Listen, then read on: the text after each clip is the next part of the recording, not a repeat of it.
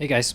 So a few days ago, I posted on the Star Citizen subreddit my Ironclad Assault, and I called it the Game Loop Garage because I had a lot stuffed into the ship, and I think that once these bugs are sorted out with this ship specifically, and some of the features that are still to be delivered, primarily the crafting is delivered, the ship will be really awesome for players who enjoy self-sufficiency and long durations away from planets and space stations and the like. Now, a lot of folks did ask me why I chose the Ironclad Assault over the Ironclad, but I think it became a pretty clear choice for just about everybody why that is.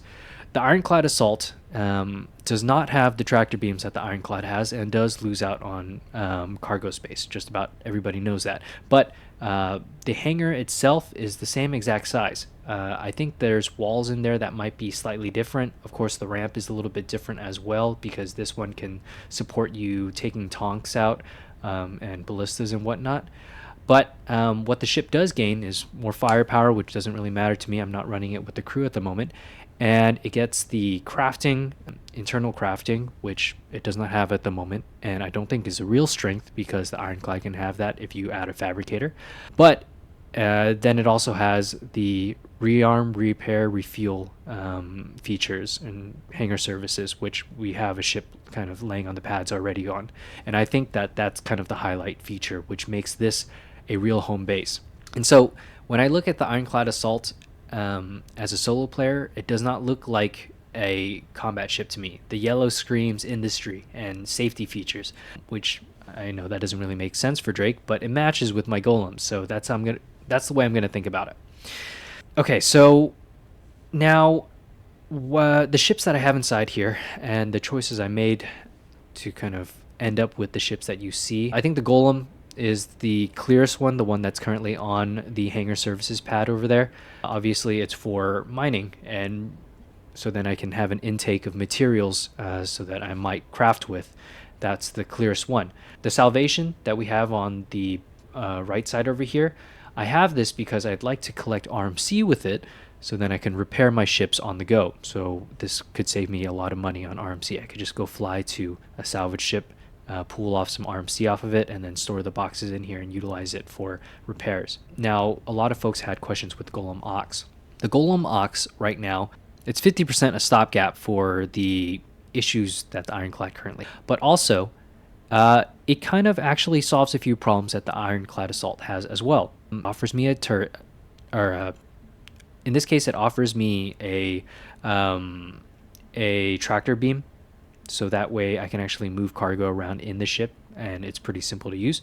But also, it has a kind of exposed cargo bay in which I can lock cargo to, and then I can actually maneuver it around the ship if I needed to, which is really nice. I mean, if you take a look here, this exposed like cargo area, this is all a lockable grid of 64 SCU, so I don't really lose out too much on this space. Obviously, I don't get the 3 stacks that the Ironclad Assault would have, but still, I get cargo. As the ship regains its functionality, the Ironclad Assault, I mean, I do see myself maybe moving away from the Golem, so then I can just fly the ship with the cargo inside.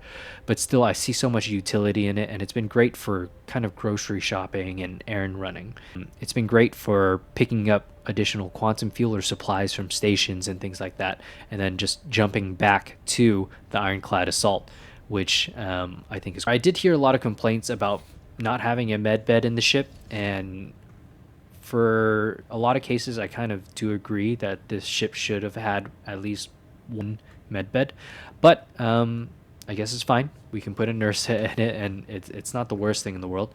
And it does happen to somewhat fit under this space. You do have to turn off the weapons, so then it can fit into this small vehicle area.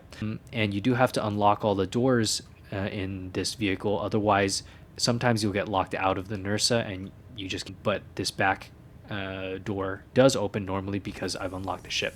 And I keep it closed because when I respawn, I don't want to suffocate because this hangar door is open, because I do think that I will die in the hangar without my helmet, and I've already done it like twice at this point. So outside of the NERSA, I do have the Dragonfly here for land kind of operations, but I think I'm going to switch it to an Ursa for in-ship or, well, in-vehicle life support and cargo that I can carry, about I think 1 or 2 SCU or something like that. I think it's just more useful than the Dragonfly at this point, and plus it can still carry passengers. We do have the ready-make fabricator here to kind of cover the fact that the ship cannot yet craft. I don't have any boxes here with my like craftables at the moment, but you get the idea. It's going to be here so then I can craft while the shipping its stuff out. And then as far as cargo, I'm currently carrying 2 Drake ore pods for when the golem goes empty, 32 SCU of RMC and 32 SCU of quantum fuel. So I can reload any of these ships. I do think that I'll be reloading the kind of quantum fuel on my golem most, and then the RMC probably will go to the golem quite a bit for failed mining attempts. The way the ship currently is right now, there are still some issues. I used it in the PTU and there were a lot more issues, and some of them have been already resolved. The command module floor issue has been completely resolved for me. I don't phase through the floor of the ship anymore, which is great. But quantum travel still has issues. I'm still falling out of quantum travel or randomly stopping, and then the command module keeps separating off of the ship after quantum. It doesn't happen all the time, it happens most of the time, which is a really weird issue in its own. And then docking back to the ship after I undocked accidentally or purposefully has been kind of unstable. It docks fine once I get the docking request, but sometimes it just does not initiate. I don't know why. So my final thoughts with Ironclad Assault is that I think it's a really unique ship.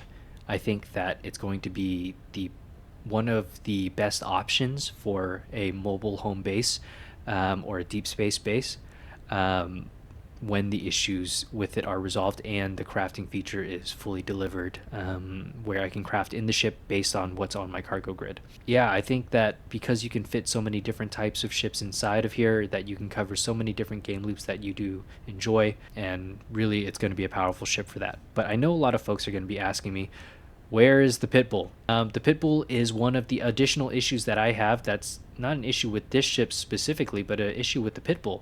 For some reason, I can't seem to get the Pitbull to stay in my persistent hangar on my home planet while I pull up the Ironclad Assault, so then I can, park the Pitbull inside. It is really confusing, and it's perplexing me quite a bit. It just keeps disappearing every single time the Ironclad Assault comes up, and it's just the Pitbull that has this issue. I have no workarounds at the moment, and I would love for some feedback from people. Hopefully you got some cool ideas off of my kind of setup that I have here, and there's a few Ironclad Assault lovers out there that would be willing to kind of teach me some of their workarounds they've discovered, or talk to me a little bit about how they're utilizing the ship. But yeah, thanks all.